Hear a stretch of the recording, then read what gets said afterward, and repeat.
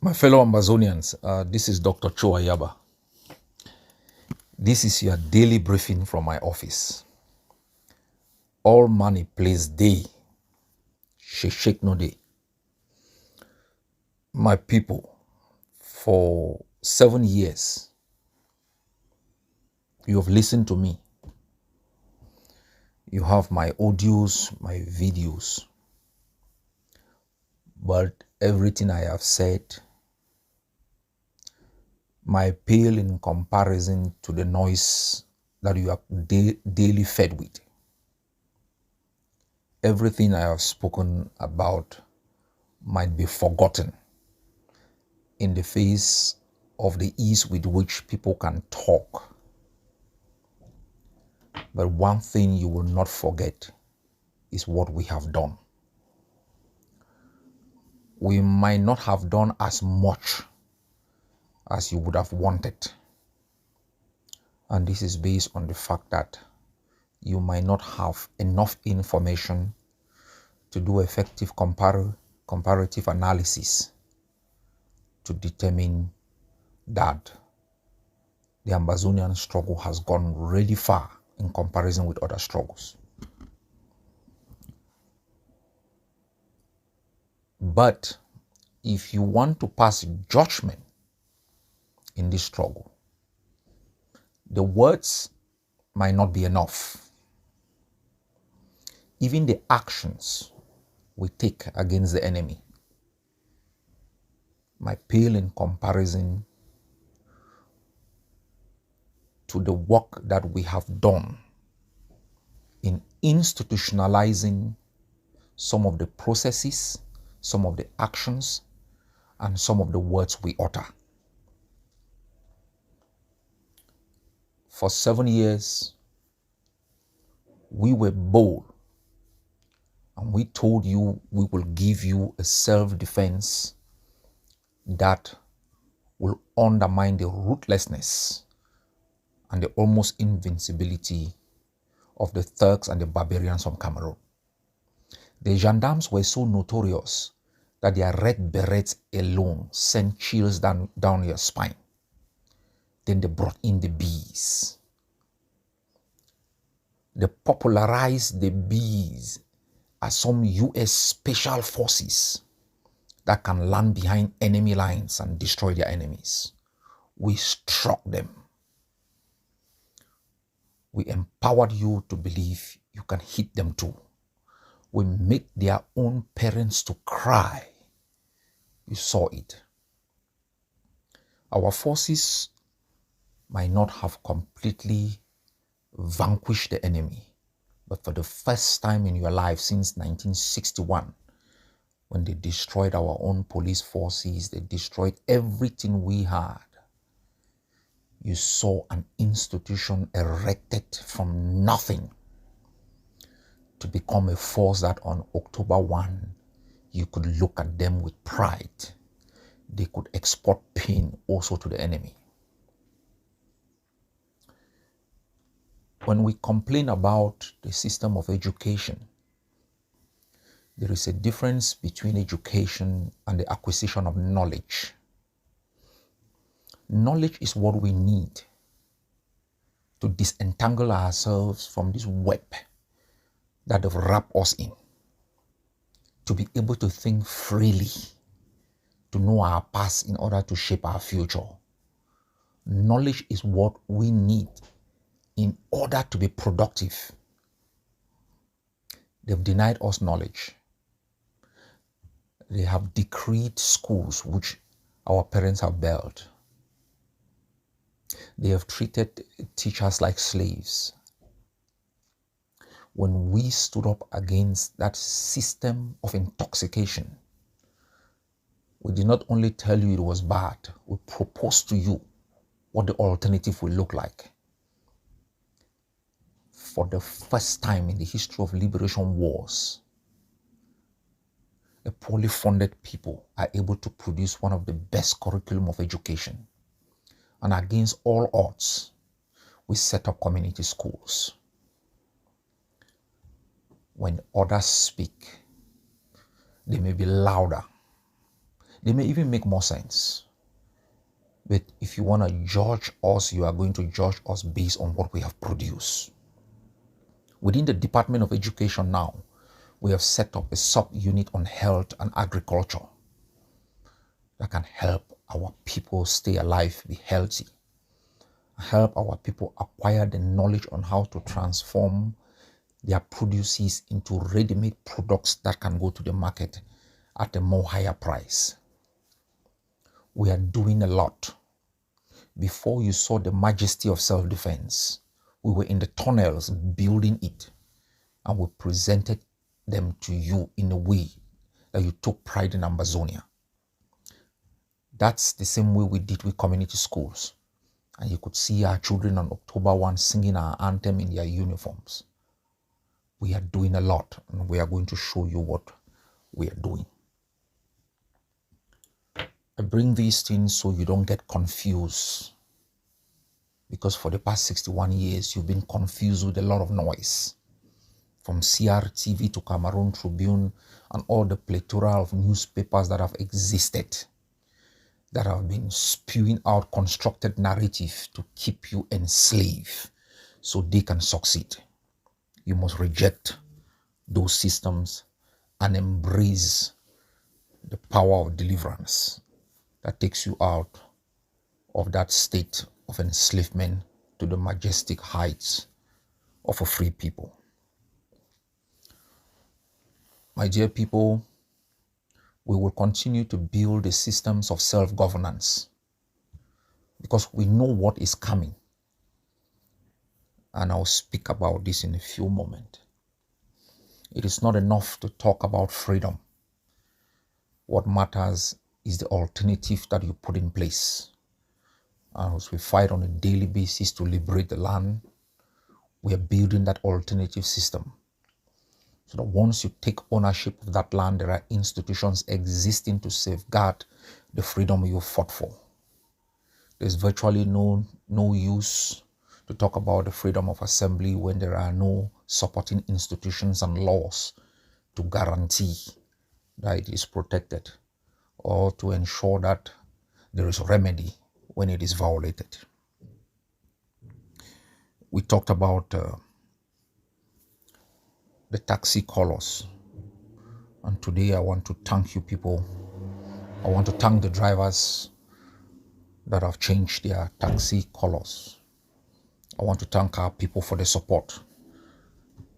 And I want to thank all sister forces and other forces across the Amazonian territory that have also adopted this strategy. And you will be seeing the changes in the coming weeks. I want you to embrace the victory that you've already acquired. I know it is the Amazonian is absolute. They have an absolutist mentality.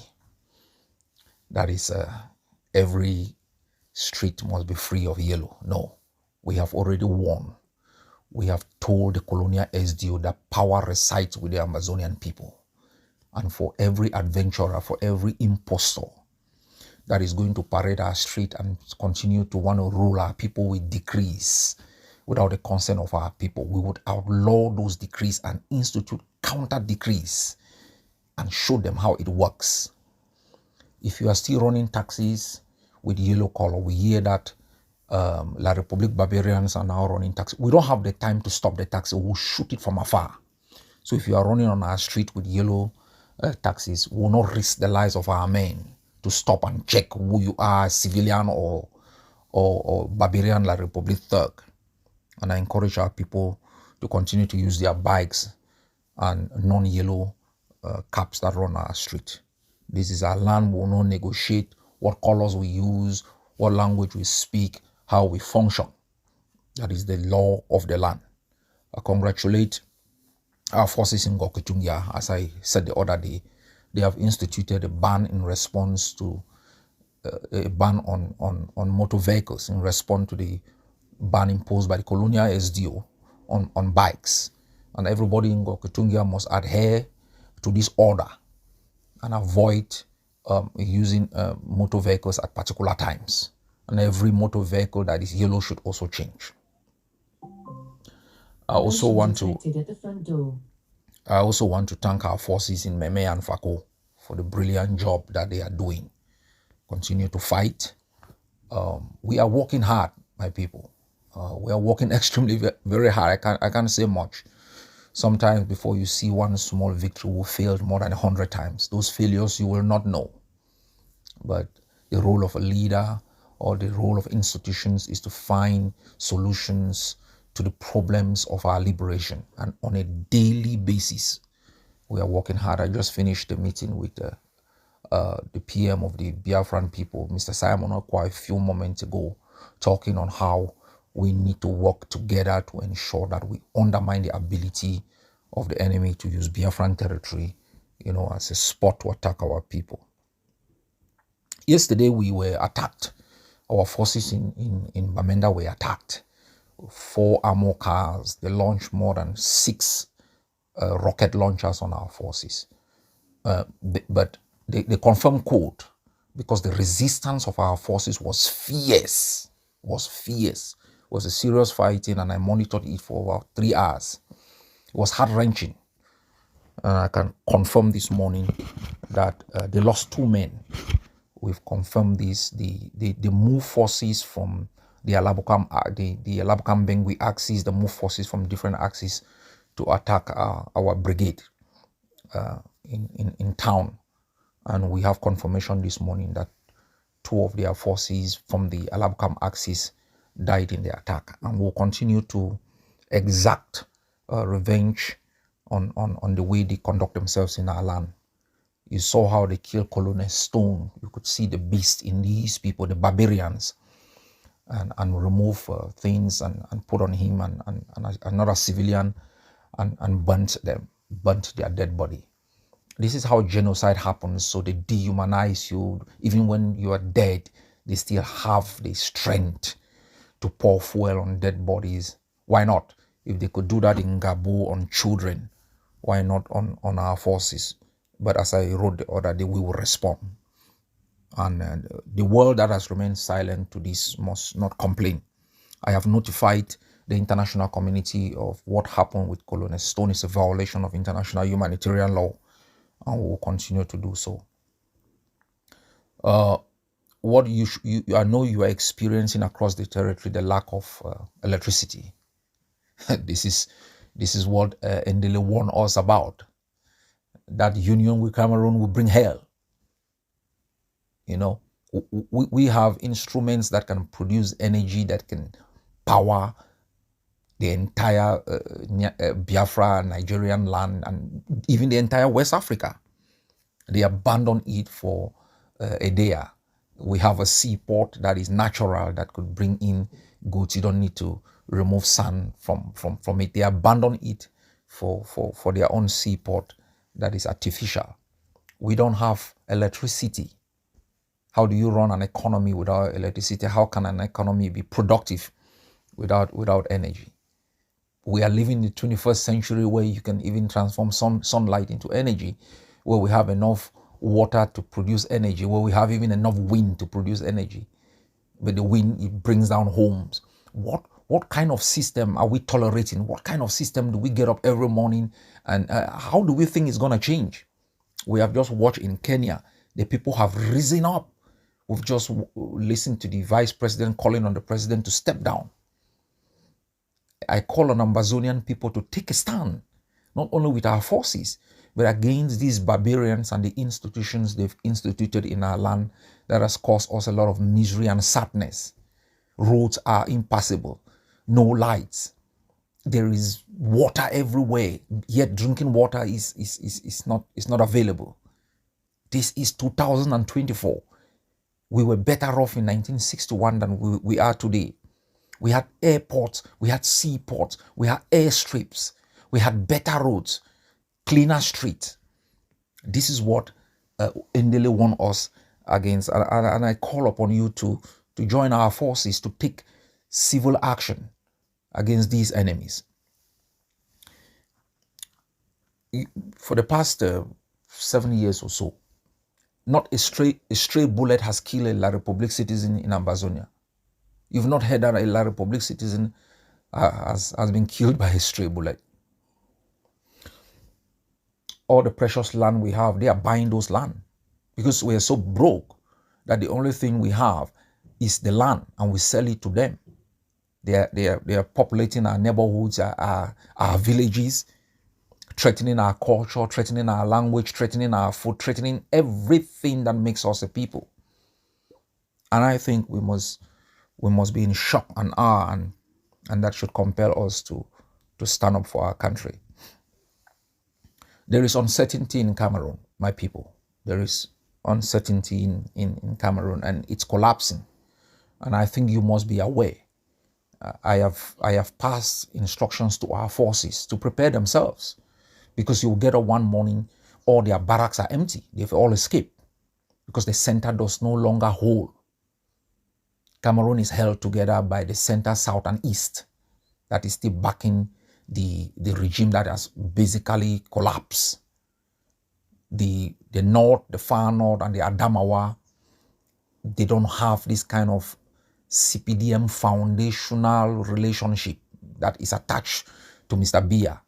You have the UNDP and the ADP or some of these other political parties, and the north is still angry about what Biya did to them. And so expect that with the demise of Mr. Biya, the north might break away, or there might be a civil war from there. I don't think you believe that the Bameli case that suffered genocide from Cameroon will be standing with the center, south, and east. I don't think their littoral region will be standing with them. This is what we must analyze. We must factor these realities into the way we design our own consolidation strategies. Cameroon is on the brink of something that Africa has never seen. And I think Ambazonia must be prepared. Anybody still fantasizing on the notion of Cameroon is a daydreamer, or you are engaged in self-deceit to keep yourself on a daily basis. But if you are a futuristic person, if you think beyond your own self, if you look at things from a bigger perspective, you will know doomsday is coming.